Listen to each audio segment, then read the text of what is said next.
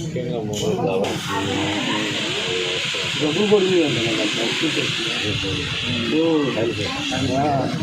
తీసుకుంటున్నారు.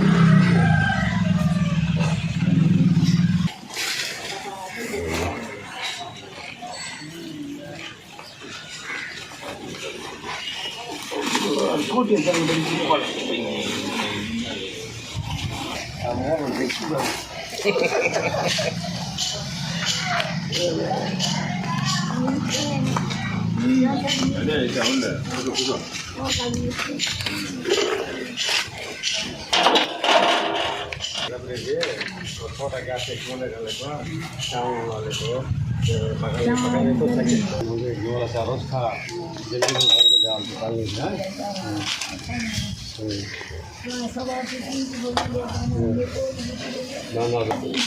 కాగితం కూడా కలిపింది పింఛన్ కాగితం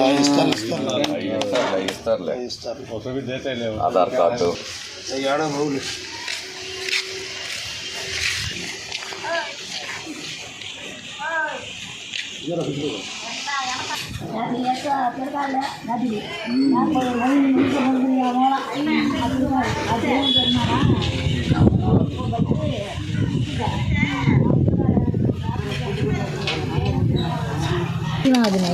అమ్మా భీమా మీకు ఎంతమంది కొడుకులా? నాకు పిల్లకాయలు లేరు నాయన, నాకు పిల్లకాయలు లేరు.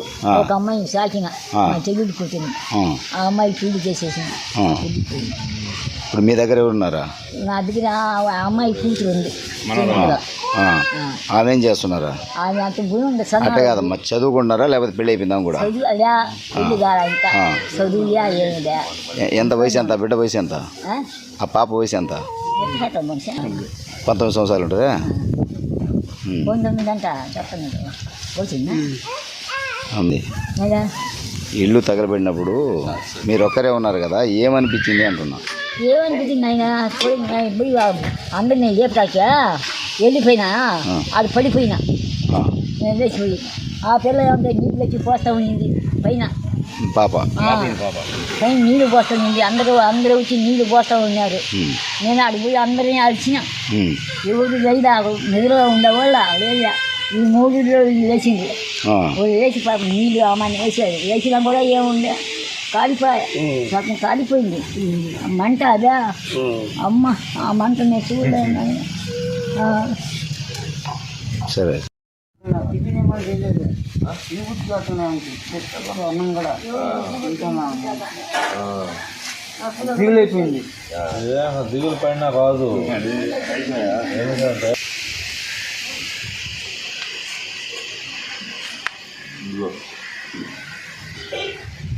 10,000 మీద దాని వస్తువులు ఏదైనా కొనుక్కో. అది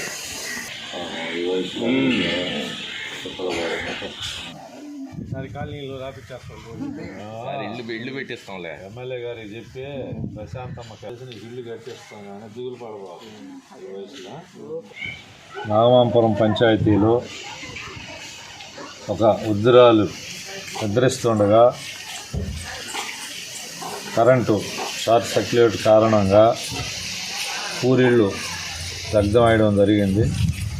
సుమారు 1 గంట సమయంలో చిన్న పాప లోపల నిద్రిస్తుంది, పెద్ద ఆమె బయట నిద్రిస్తుండగా ఈ షార్ట్ సర్క్యూట్ జరగడం, పూరి గిడ్స్ తగలబడిపోవడం జరిగింది. సుమారు 85-90 సంవత్సరాలు ఉన్నటువంటి నాగమాంపురం గ్రామవాసి షేక్ భీమాబి ఒంటరి అయి ఉన్నది.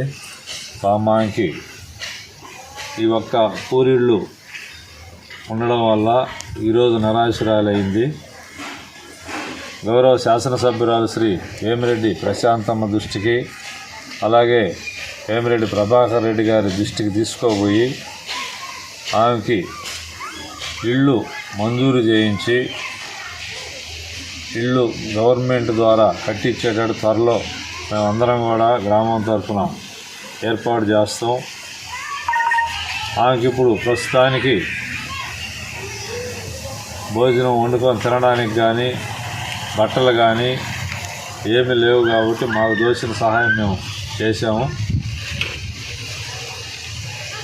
గౌరవ శాసనసభ్యుల వారి మేడం గారి దృష్టికి తీసుకోబోయి మేము త్వరలోనే ఆమెకి అన్ని ఏర్పాటు చేస్తామని చెప్తూ ఈరోజు ఇక్కడికి మా రామాపురం గ్రామ టీడీపీ అధ్యక్షులు గిరిగారు, అలాగే ఉప సర్పంచ్ సందాని భాష, మాజీ ఉప సర్పంచ్ వెంకటరమణయ్య, అలాగే ఎస్కే అహ్మద్ బాషా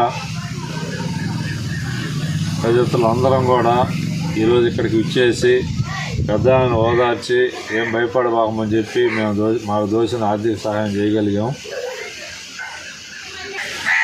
త్వరలోనే ఆమెకి ఇల్లు నిర్మించేదాకా కూడా మా కార్యకర్తలు మేమందరం కూడా గ్రామంలో ఆమెకి చేదోడు వాదోడుగా ఉండి అన్ని సహాయ సహకారాలు అందిస్తాం.